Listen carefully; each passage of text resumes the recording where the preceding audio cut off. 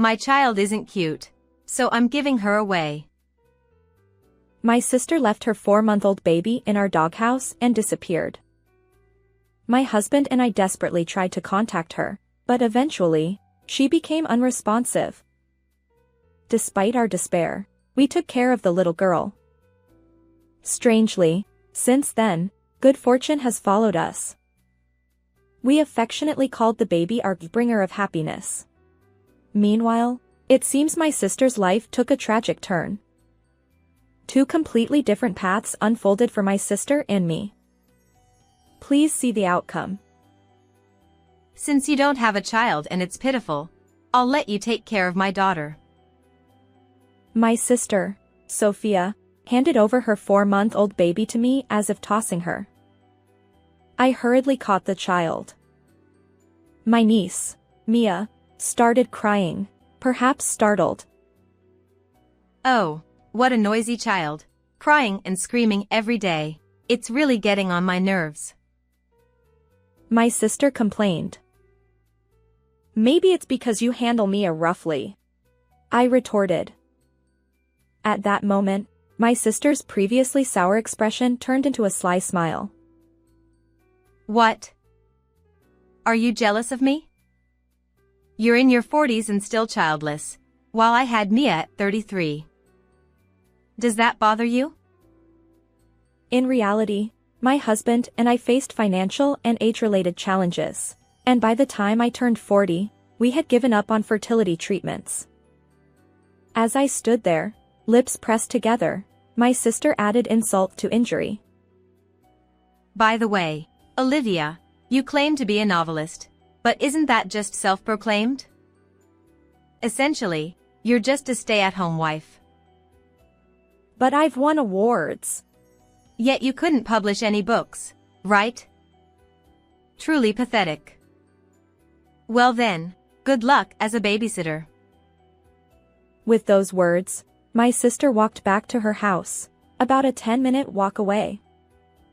She was a successful illustrator and often left her daughter with us because the baby's crying bothered her. Even though the personality of the artist and the work are unrelated, she often receives requests. I mused, holding Mia close. My heart was heavy with conflicting emotions.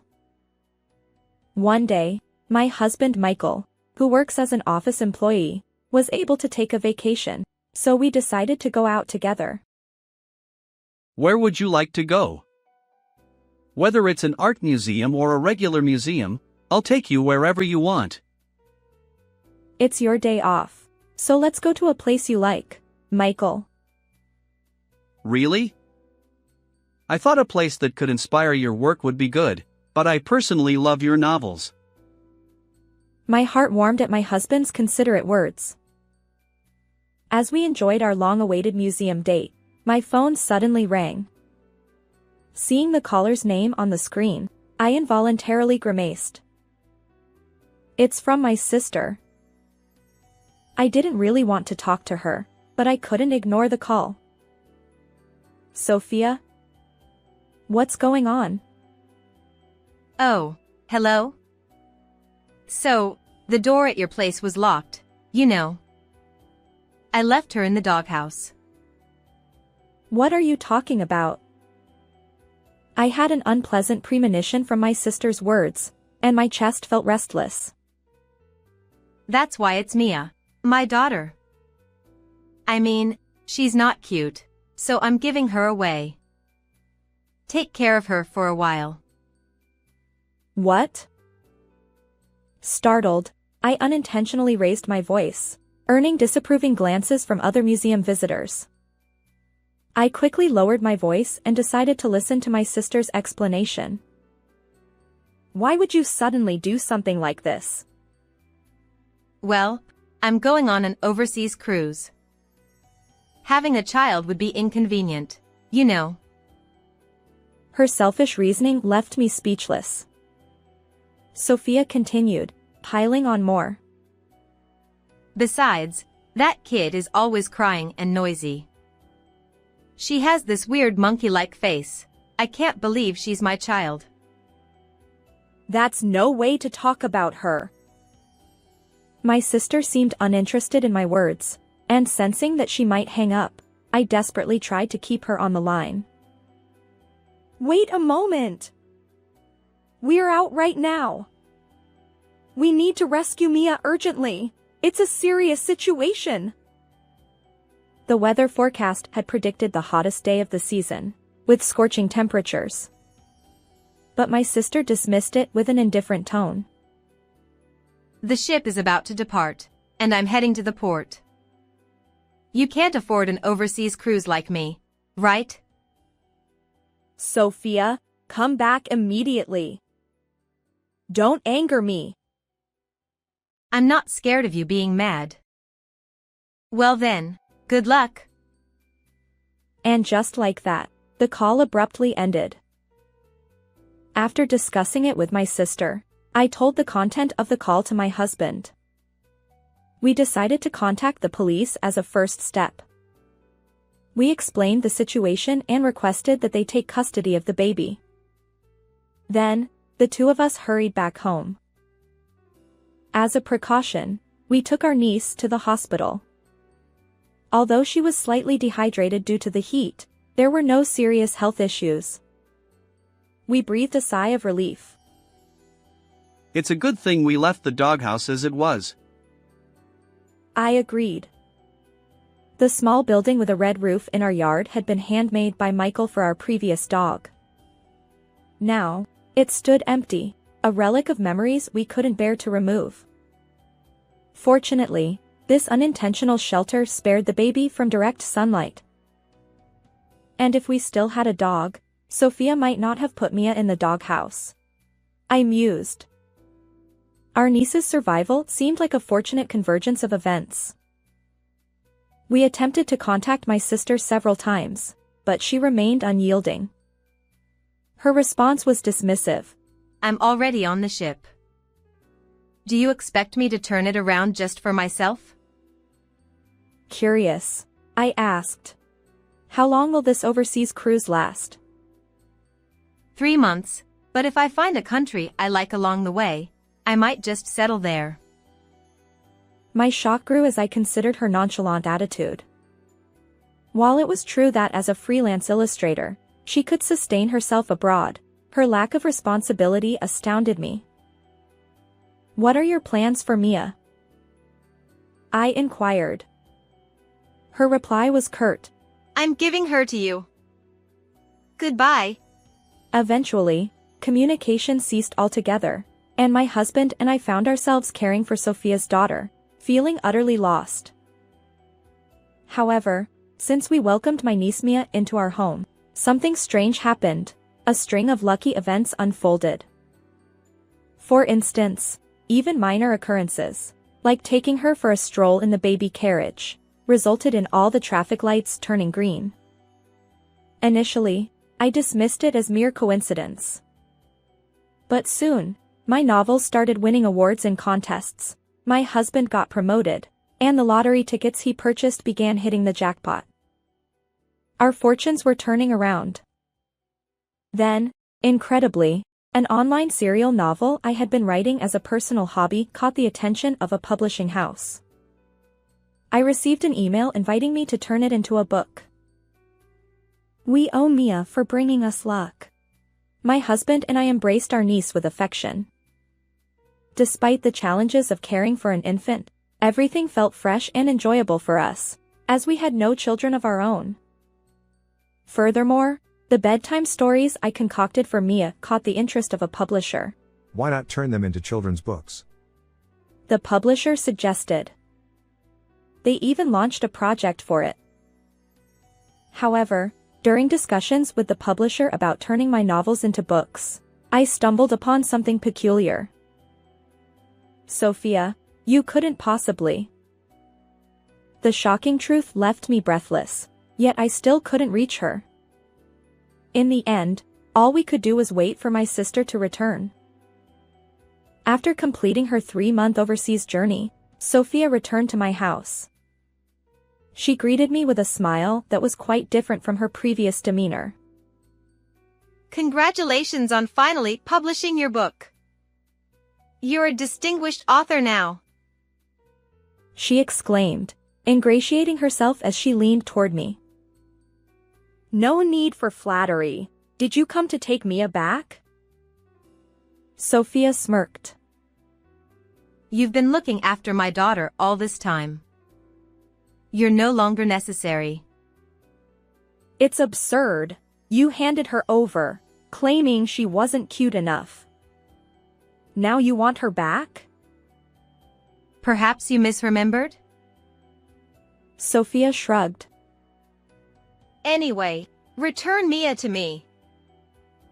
And so, unable to reach any resolution, we awaited my sister's return. According to her account, ever since the day she relinquished her daughter and boarded the cruise ship, Sophia experienced a series of unfortunate events and found herself in dire circumstances. After cutting off communication with you on the cruise ship, we immediately encountered a severe storm, and the ship rocked violently. I suffered terrible seasickness. Is that why we lost contact? No, it's not just that. As a distraction, I left my room and was robbed by a thief. They stole my wallet and smartphone. Losing all means of communication, my sister couldn't reach me in the US. Furthermore, her laptop, which she had brought on the ship, suddenly malfunctioned without any apparent reason. Consequently, she couldn't continue her illustration work for the assignments she had taken in the US. Clearly, enjoying the overseas cruise was out of the question. All the data I had been working on vanished, and I missed deadlines without being able to communicate. I even lost some job opportunities. It's been the worst.